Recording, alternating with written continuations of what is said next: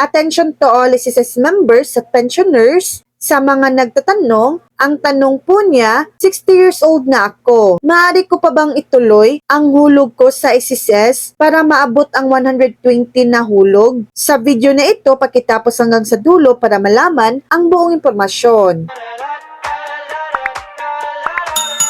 Pag-usapan natin kung maaari mo pa bang ituloy ang hulog mo sa SSS kahit 60 years old ka na para maabot ang 120 na hulog. Pagpapatuloy ng hulog sa SSS pagkatapos ng edad na 60, oo, maaari mo pa ring ituloy ang hulog mo sa SSS kahit 60 years old ka na, lalo na kung gusto mong maabot ang 120 na hulog. Ang pagpapatuloy ng paghuhulog ay depende sa iyong membership status. Mga posibleng sitwasyon, una, employed. Kung ikaw ay employed pa rin, nagtatrabaho, obligado ang iyong employer na ituloy ang pagbabayad ng iyong SSS contributions. Pangalawa, self-employed. Kung ikaw ay self-employed, maaari mong ipagpatuloy ang iyong pagbabayad bilang self-employed member. Pangatlo, voluntary member. Kung hindi ka na employed o self-employed, maaari kang mapatuloy bilang voluntary member. Ito ay para sa mga dating employed o self-employed na gusto mong magpatuloy ng kanilang coverage.